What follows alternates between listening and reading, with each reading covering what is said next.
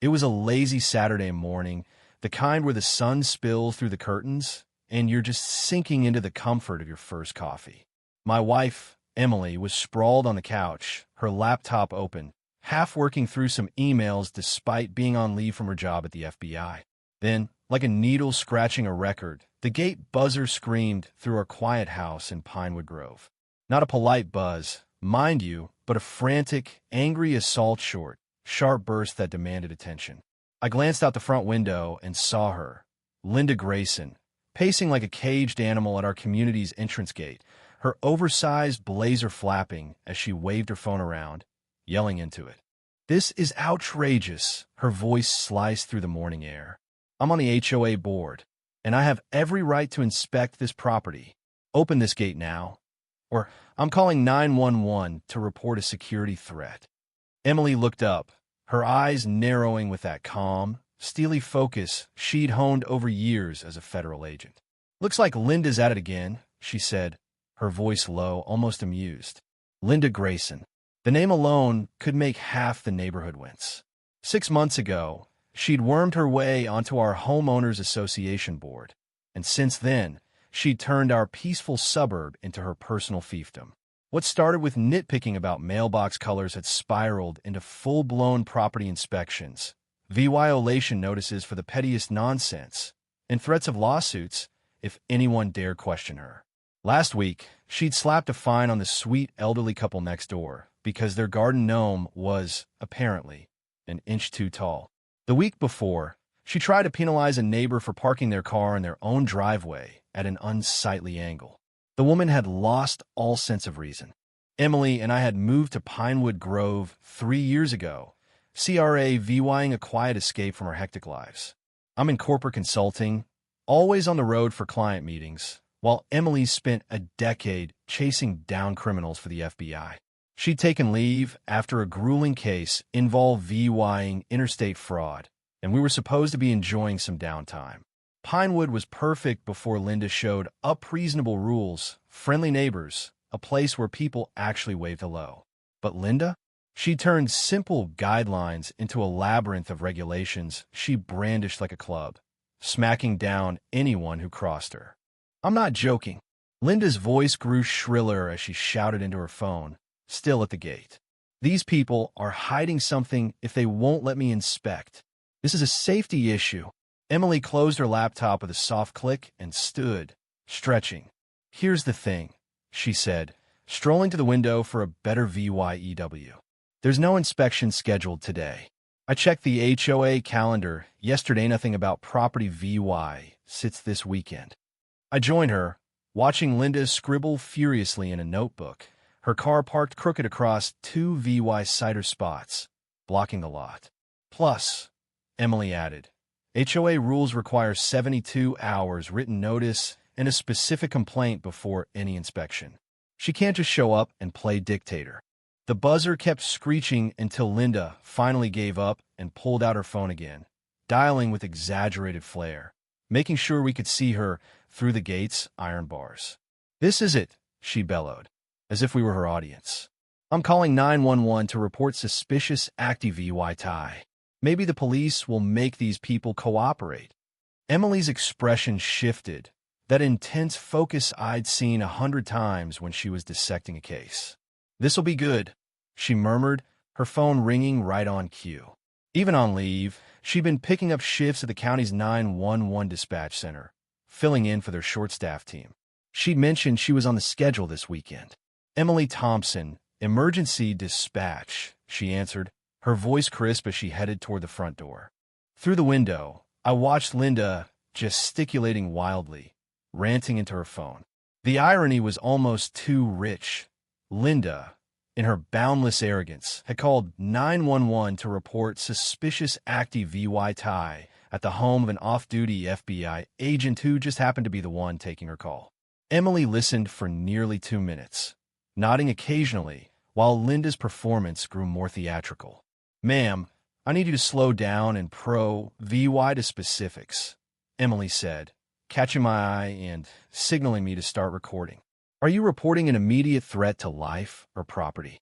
Linda's voice boomed back, loud enough for us to hear. Yes, absolutely.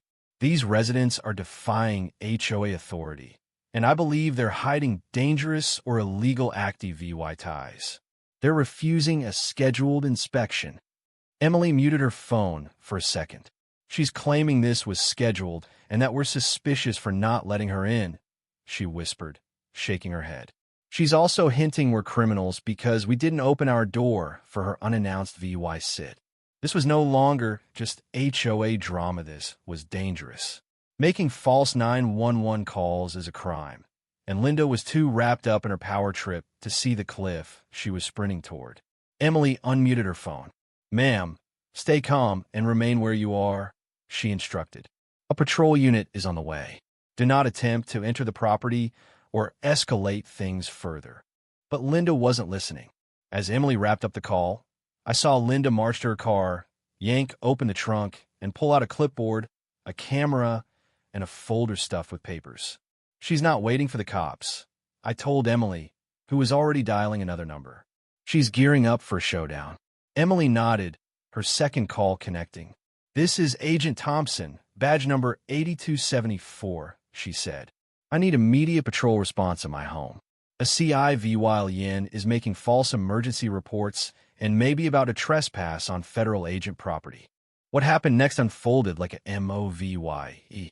A car engine roared outside, followed by the screech of tires and a sickening crunch of metal. I raced to the window and saw Linda had tried to tailgate another resident through our automatic gate, clipping the bumper of their Karen elderly neighbor, Mr. DeVYS, who lived a few streets over. He was climbing out to check the damage, while Linda, unfazed, had made it through the gate and was now storming up our driveway, clipboard in hand. "Linda Grayson, HOA board member," she announced, as if addressing a courtroom. "I'm here for a mandatory inspection due to unauthorized patio furniture and landscaping violations." Emily opened the front door and stepped out, her FBI credentials dangling from the lanyard around her neck. She stood relaxed but ready, the way she always did when things got tense. "Ma'am, you're trespassing on private property," she said, her voice steady. "You have no permission to be here, no advance notice, and you've made false statements to Emergency SARE VYCES. Return to the street now." Linda's smug grin flickered as she clocked Emily's badge, but her entitlement roared back. "I don't care about your little badge," she snapped. "HOA authority overrides your property rights here. I have every right to inspect, and your refusal proves you're hiding something." "That's incorrect," Emily shot back, cool as ever. "HOA inspections require proper notice and documentation under state law. More importantly, false 911 calls are a misdemeanor, and trespassing on federal property can bring additional charges." Sirens wailed in the distance, growing louder. Linda's confidence wavered, but instead of backing off, she doubled down, raising her camera to snap photos of our house. "You think you're above the rules," she shouted. "I'm documenting everything, and the HOA will sue you for non-compliance." Emily stepped forward, subtly positioning herself between Linda and our door. "Ma'am, I'm instructing you one last time to leave. You're trespassing, making false reports, and threatening baseless legal action.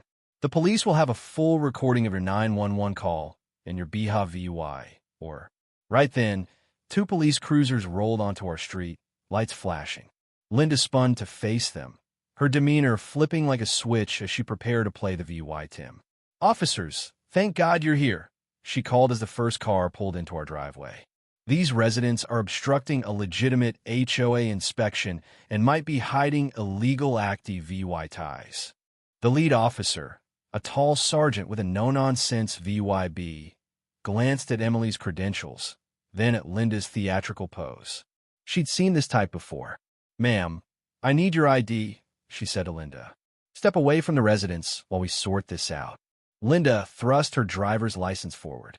"I'm Linda Grayson, HOA board member," she declared. "I was conducting a routine inspection when these people got hostile. That woman claims to be a federal agent, but I think she's faking it to intimidate me." The sergeant re-VYE'd Linda's ID, then walked over to Emily. Their conversation was quiet, but I saw Emily hand over additional credentials and some documents. After a moment, the sergeant returned to Linda. "Mrs. Grayson, I've re-VYEU'd your 911 call from 20 minutes ago," she said, flipping through a notepad. "You reported suspicious active VY tie and suggested illegal BHA VY, or... However, Agent Thompson has shown that you didn't follow HOA procedures for inspections and have no legal authority to enter this property." Linda's face flushed. "That's nonsense," she protested. "HOA board members have full inspection rights. They're hiding something, or they have cooperated." Additionally, the sergeant continued, "Forcing entry through the gate without permission is trespassing, and false 911 calls are a misdemeanor."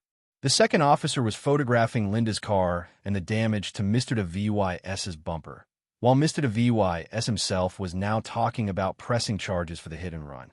Linda's voice hit a new pitch. "This is unfair. I'm being targeted for enforcing community standards." The sergeant's patience was done. "Mrs. Grayson, turn around and place your hands behind your back.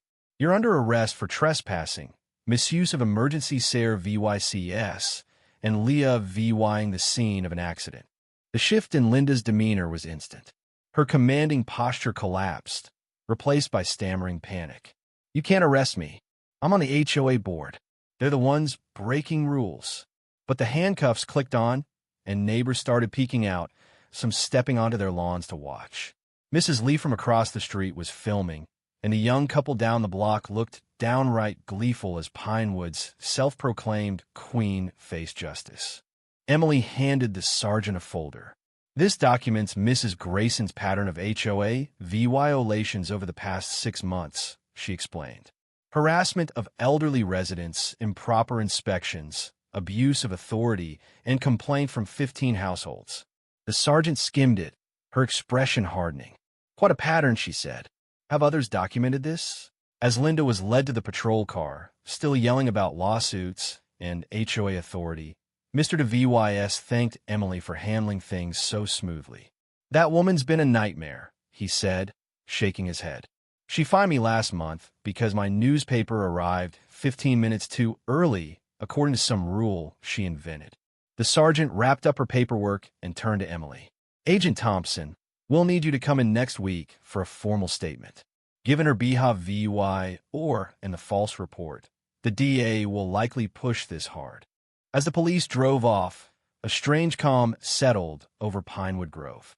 Neighbors who'd been hiding behind curtains emerged, and soon, an impromptu gathering formed as people swapped their own Linda Grayson horror stories. Nearly everyone had a tale of her petty tyranny, but most had felt too intimidated to fight back. Mrs. Carter, the elderly woman with the oversized gnome, hugged Emily, tears in her eyes. "Thank you for standing up to her," she said. "I was starting to think we'd never be free of her." By evening, word of Linda's arrest had spread like wildfire. The HOA president, Susan Carter, called to schedule an emergency board meeting to oust Linda. Apparently, today's fiasco was the push they needed to act on months of complaints. By nightfall, Linda was formally removed from the board, and the property management company launched an investigation into her conduct. Some neighbors were even talking about CIVYL suit for the stress and costs her baseless fines had caused. Emily settled back on our couch with a fresh coffee, looking content, but not smug. "The best part," she said, glancing at our patio, furniture, a supposed violation that had sparked Linda's meltdown. "I didn't even need to flex my FBI badge." She dug her own grave. But the story didn't end there. A few days later, Detective Harris from the county prosecutor's office called with a bombshell. Linda had outstanding warrants in 3 other counties for similar stunts. She'd been hopping from community to community, joining HOA boards, harassing residents, and escalating to fake police reports when challenged.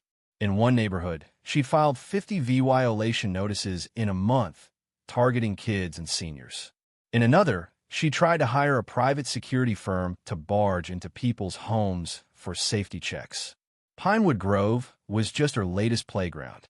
The legal fallout was swift. Linda faced charges for false reporting, harassment, and trespassing, with her history across multiple communities painting a damning picture. The prosecutor was treating it as a serious case, and other neighborhoods were reopening their complaints against her. Meanwhile, Pinewood Grove began to heal. The HOA board introduced new rules, background checks for candidates, limits on inspection powers, and a clear appeals process. They even set up a fund to help residents recoup costs from Linda's nonsense. Then the media caught wind. A local reporter started digging, interviewing residents from Pinewood and beyond about Linda's reign of terror. The story aired on the news, not as a tabloid spectacle, but as a sober look at HOA abuse. It featured Mrs. Carter's gnome saga, Mr. DeVYS's newspaper fine, and tales from other communities where Linda had wreaked havoc. A legal expert explained how HOAs have limited power and how residents can fight back. It was a wake-up call, and it sparked a wave of reforms across the county. Linda's plea hearing came 3 weeks later. She took a deal: 6 months of house arrest, community service VYC, restitution to VY Tims, and a lifetime ban from HOA rolls. The judge didn't buy her lawyer's claim that she'd misunderstood her authority, pointing to her deliberate pattern of abuse. She was also ordered to write apology letters to every resident she'd targeted. Mrs. Carter showed us HRSA's stiff, lawyer-drafted note admitting her gnome violation was baseless. It wasn't heartfelt, but it was something. Pinewood Grove transformed in the months that followed. People gardened without fear, kids played freely, and the HOA focused on real issues like fixing roads, not policing gnomes. Mrs. Carter's community garden was approved, and her gnome got a place of honor with a plaque commemorating her resilience. Board meetings became friendly discussions, not Linda's rule enforcement lectures. Emily went back to her FBI work, but kept picking up dispatch shifts, where Linda's case was now a training example for spotting false reports.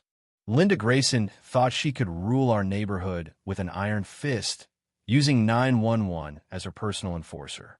Instead, she ran headfirst into a real law enforcement pro who knew the difference between authority and bullying. Her downfall wasn't just justicide, it was a reckoning for every petty tyrant who thinks a title gives them unlimited power. Pinewood Grove was free, and that morning's coffee had never tasted sweeter. So what do you think? Was Linda just an overzealous volunteer who got carried away, or a calculated bully who deserved every consequence?